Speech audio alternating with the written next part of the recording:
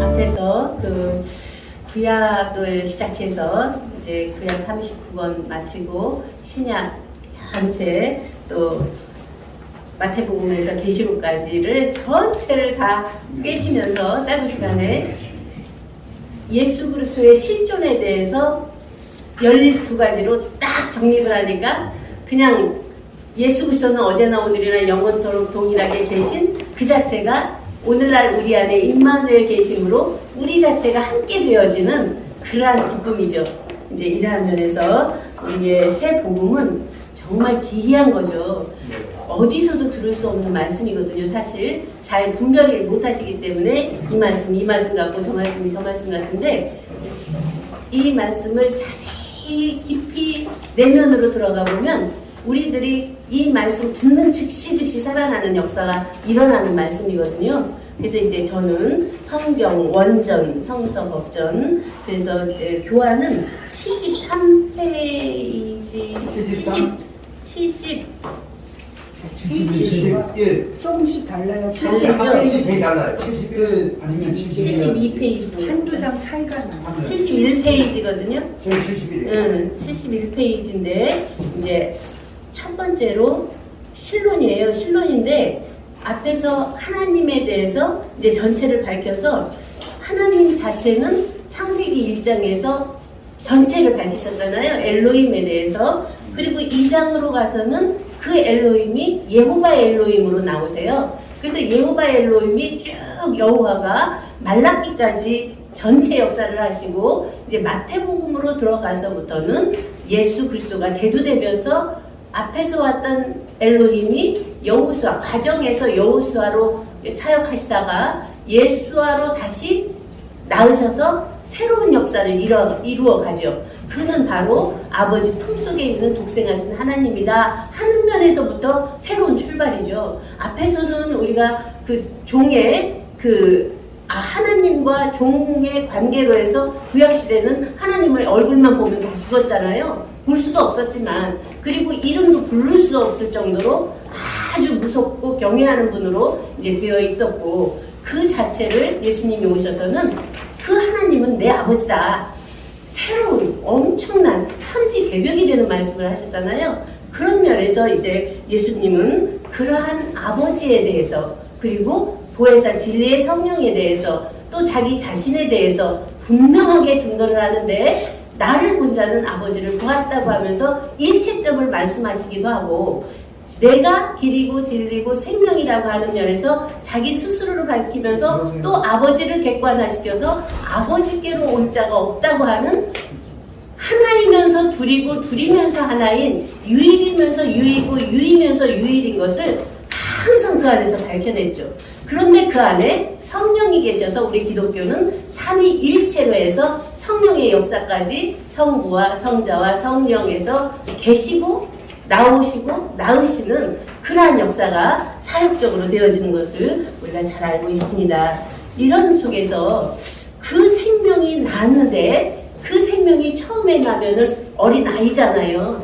그 어린아이가 청년, 아비, 태초부터 계시니 이렇게 말로 하면은 굉장히 그 자체가 단순하고 탐축적인데, 아이라고 해도 그 안에 모태에서부터 있던 면이라든가 창세 전에 있다가 나온 면이라든가 이렇게 쭉 안으로 들어가 보면 아이라는 생명체가 몽땅 다 되어 있는 생명체죠. 그 생명체 속에서 난 그가 자라는데 아들로 오셨다. 그 아들이 바로 앞에서 말씀하신 십자가에서 죽고 초림으로 오셔서, 왜 초림으로 오셔서 아버지께로 난 생명인데도 불구하고 육과 모든 것을 십자가에서 죽게 되나. 거기가 바로 아담의 원죄로 말미암아서 아담은 죽게 돼 있는 거더라고요. 그래서 첫사람 아담도 죽었지만 후 아담 예수 그리스도도 십자가에서 죽어야만 그 아버지의 온전한 생명으로 이룰 수 있는 온전함이 그 안에서 낳게 되는 거죠. 그래서 우리 안으로 들어오면 우리들 각자도 이 육체라고 하는 면으로 난 면에서 육체와 혼을 십자가에서 예수 그리스도 죽을 때 함께 죽고 함께 살리심이 없으면 우리는 그와 하나 될 수도 없고 그를 알 수도 없죠. 그런 면에서 이제 11조로 드렸을 때 아버지가 너는 내 사랑하는 아들을 기뻐하는 자라고는 인침이 되는 것은 세례를 받을 때도 말씀하셨어요. 그러나 거기서는 들은 것이고 그 모든 것을 행해서 일체로 이루신 것은 11조로 천열매로 드릴 때 그 안에서 온전한 아들로서의 인침이 스스로 안에 자증이 되어지는 거죠. 이러한 속에서 예수 그리스도의 안에서 이루신 모든 것, 그 모든 것을 아버지의 영으로 해서 보혜사 진리의 성령을 보내주시는데 그 보혜사 진리의 성령이 강림하셨는데 그곳에서 기다리고 있던 자들은 받았잖아요. 그러나 그 안에서 받고 그 안에서 변화체가 되는 것은 말이 변했고 그들의 행동이 변했고 증거하는 그 자체가 변해버렸잖아요. 앞에서는 자기 각자의 말로 했지만 방언을 말하기 시작했거든요. 그런데 이제 방언 그러면 많은 분들이 이제 성령을 받아서 막 언어가 다르게 나오는 것을 방언으로 알고 있는데 분명히 방언일 수 있죠.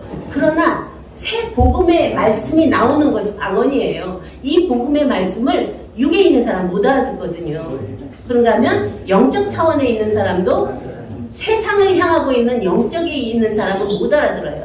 하나님의 아버지의 영으로 나온 그 영만 이 새 복음을 받을 수 있더라고요. 그러니 이 안에 계신 분들은 엄청난 축복을 받으신 이제 분들로 보이게 되고요. 그래서 앞에서 이제 에덴 동산 안에서 하나님 예호바가 그 포에 생기를 불어 생명이 되게 한 사람, 그 사람은 하나님의 형상과 모양을 가진 사람인데 그것이 그림자라는 거예요. 그림자는 뭐예요?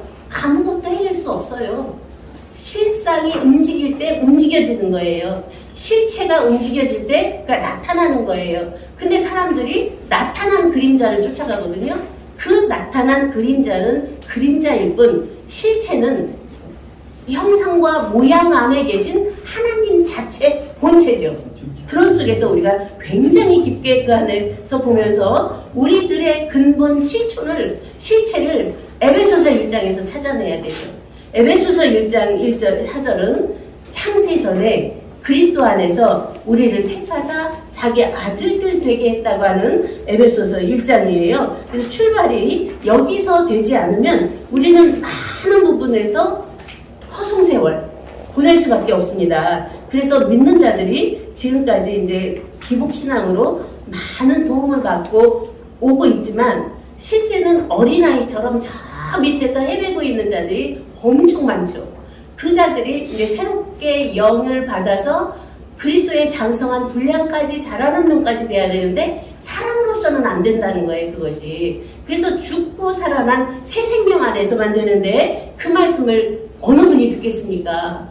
그 새 생명의 온전함을 알고 보고 되고 살고 내는 것은 자기 안에 그 새 생명의 인자가 있기 때문에 들을 수 있고 볼 수 있고 알 수 있는 것이죠. 그래서 에베소서 1장 4절 곧 창세전에 그리스도 안에서 우리를 택하사 우리로 사랑 안에서 그 앞에 거룩하고 흠이 없게 하시려고 그 기쁘신 뜻대로 우리를 예정하사 예수 그리스도로 말미암아 자기의 아들들이 되게 하셨으니 이는 그의 사랑하시는 자 안에서 우리에게 거저 주시는 바 그의 은혜의 영광을 찬송하게 하려는 것이라 해서 창세전에 그리스도 안에서 우리를 택한 그가 바로 하나님의 자기 아들들이라는 그 존재에 대한 개념이 바로 살아나야 우리들 각자가 본래 하나님 안에 있던 독생자와 하나였던 우리고 오늘날은 독생자가 다 이루셔서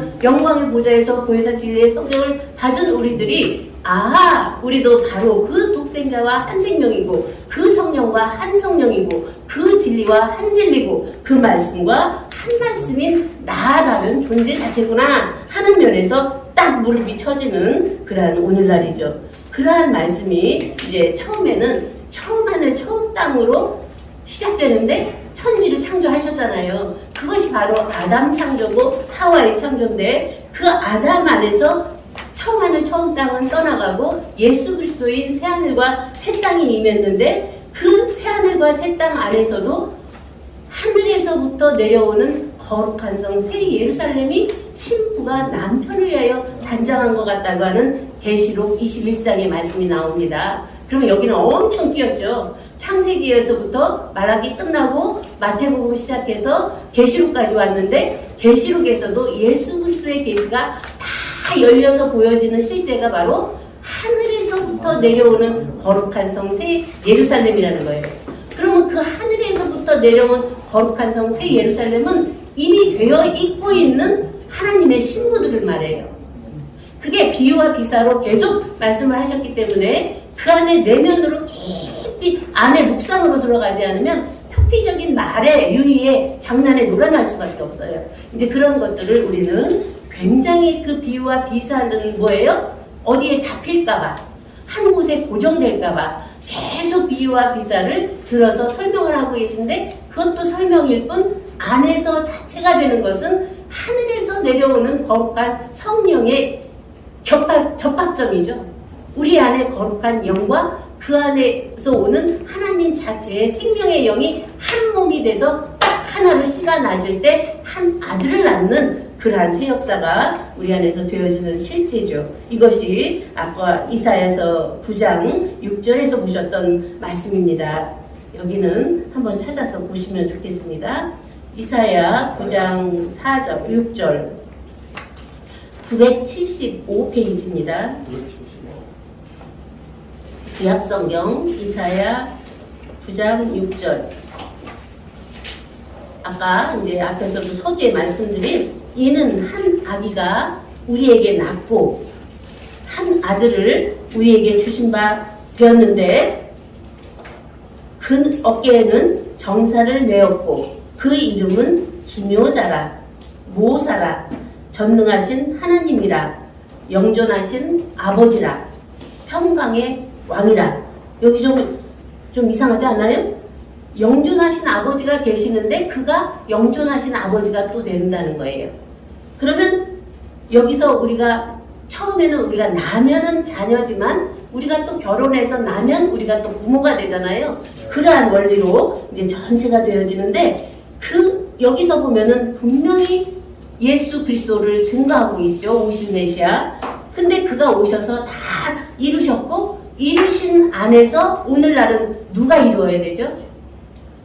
우리들 각자가 이루어야죠. 우리들 각자 안에 이러한 어린아이, 아기, 한 아기, 그리고 아들, 기묘자, 모사, 전능하신 하나님, 영존하신 아버지, 평강의 왕의 실체까지 이루지 못하면 우리는 계속 과정에서 도리뱅뱅 칠 수밖에 없습니다. 이것이 약속하신 약속이에요. 7절 그 정사와 평강의 더함이 무궁하며 또 다윗의 위에 앉아서 그 나라를 굳게 세우고 자금이요 영원토록 공평과 정의로 그것을 보존하실 것이라 만군의 여호와의 열심히 이를 이루시리라 해서 약속이에요. 이 성경은 구약도 약속, 신약도 약속, 영약도 약속, 생약도 약속, 성약도 약속 모든 것이 약속인데 약속의 하나님은 다 이루시잖아요. 이제 그런 면에서 우리들 각자 자체 안에서 이루어진 실체와 실상을 찾아내야 되겠죠.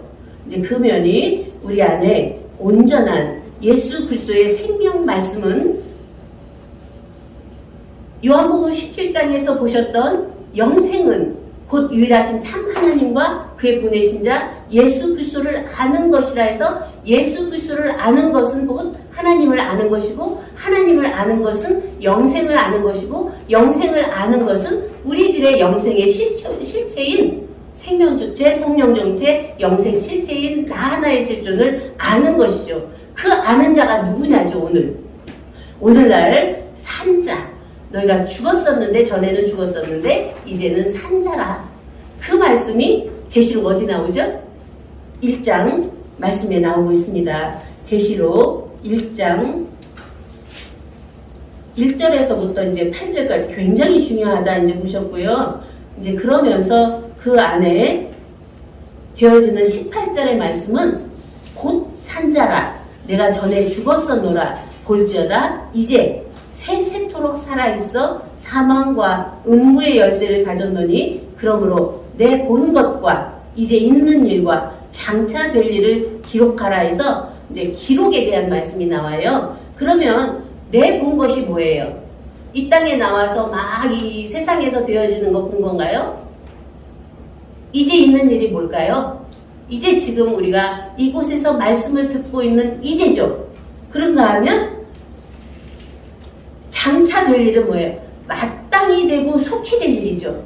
마땅히 되고 속히 될 일이 장차 어느 때 언제 된다는 사람은 절대 이루어지지 않아요. 오늘날 곧 이때 속히라는 건 탁휘라는 말씀인데 순간 찰나에 즉시 이루어진다는 사실이거든요. 그래서 그 자체가 이제 누누이 말씀드린 것처럼 번개불 계시다. 순간 찰나에 딱 와지는데 그 안에서 낚아채는 우리들의 영감으로 딱 낚아챌 때 자체화돼 버리는 자기화돼서 말씀 육시화되는 그 자체가 바로 우리 안에 실체가 실상으로 나타나는 이제인 것이죠. 이제 그런 면에서 우리는 잃어버린 동방의 에덴 동산을 회복하는데 그 자체는 뭐예요? 그 에덴 동산 안에는 아담과 하와를 지어서 마음껏 누리도록 지었는데 단 하나 명령을 주셨죠. 선악과를 따먹지 말라는 명령 때문에 그 명만 없었으면 그냥 자유를 누렸을까요? 그 명령이 도대체 왜 그 명령을 주셨나? 그 뜻을 헤아리지 못하면 우리는 계속 선악과를 받은 여독으로 살 수밖에 없는데 그 선악과는 선과 악이라고 하는 상대적인 것을 자기 안에 인지시켜 놓으면 계속 보는 것마다 선하냐 악하냐 있느냐 없느냐 죽었느냐 살았느냐 가졌느냐 안 가졌느냐 사랑하냐 미워하냐 진실하냐 거짓되냐 이 두 양면으로 계속 대립을 해요. 자기 안에서 대립하고 다른 사람과도 대립하고 모든 나라와도 대립을 하는 그러한 대립이 나올 수밖에 없죠. 그런 속에서 우리는 그러한 선악과를 그냥 그대로 두고 생명과를 먹어야 되는데 그것이 태초부터 있는 생명의 말씀이죠. 그 태초부터 있는 생명의 말씀은 하나님 안에 창세 전에 하나님 안에 아버지와 아들과 아들들이 함께 있었던 그 나라, 그 보좌, 그 성전, 그 교회가 오늘날 우리들 각자 안에서 이루어져서 사는 오늘날의 우리의 상태고 차원이고 수준이고 실체죠. 이제 이러한 면에서 우리들 각자 모습 속에서 창조주께서 창조하신 창조의 목적, 자조주께서 부활케 하신 부활의 목적, 증거주께서 모든 것을 증거하게 한 목적, 자체주께서 생명을 낳으셔서 온전히 이루신 그 목적, 그리고 우리 안에 이미 그러한 온전한 것이 다 이루어져서 증거하고 자증하고 재자증하는 우리들의 목적이 한 목적이 돼서 자체 안으로 환박돌이 되는 맑고 환한 수정같이 맑은 참빛의 역사가 우리들 각자 안에서 이루어지는 이제야 돼야 되겠죠. 그런 속에서 오늘은 8월 2022년 8월 15일 광복절이죠. 그 광복은 빛이 돌아왔다는 복으로 돌아왔다는 뜻이잖아요. 그러면 그 자체가 77년이라는 그 세월 속에 그 안에 얼마나 많은 선열들의 피와 땀, 그런가 하면 역경과 고난이 몽땅 다 들어있으니까 그 자체로 말미암아 우리가 지금 누리고 있는 자유 대한민국, 그런가 하면 예수님이 오셔서 그 안에 앉은 백성, 그늘에 앉은 백성에게 빛을 비출 때 그 빛을 받은 자들이 그 빛을 받아서 빛의 자녀가 되어서 모든 것을 빛의 열매를 맺고 있는 오늘날이 되고 그 빛의 자녀들은 또 빛들의 아버지와 함께 그 안에서 함께 빛을 선포함으로 새로운 새 역사를 이루어가는 이 시대, 새 시대의 사명자들로 우뚝 서서 일어나 빛을 발하는 새로운 출발이 이곳에서 계속 연속되어져서 일어나기 때문에 그냥 오늘 듣는 말씀으로 말미암아 순간될 수도 있고 그 기간을 통해서 일어나는 반복적인 말씀 속에서 새롭게 되어지는 역사도 되어집니다. 우리들 자신이 어떠한 자세로 어떠한 말씀을 듣고 있느냐에 따라서 엄청나게 그 자체는 변화되는데, 우리를 신부라 했잖아요. 받는 자들을 밭이라고 그랬거든요. 좋은 밭이 돼서 좋은 씨를 받아들이면 좋은 열매를 맺게 되기 때문에 그러한 원리, 진리, 도리, 법리가 우리들 안에 환해져서 정말 어떤 곳에서도 막히지 않는 초월, 초명, 추용, 추가가 매 순간 이루어지는 여러분이 된 것을, 또 될 것을 믿고 감사드리면서 모든 말씀을 마치겠습니다. 감사합니다.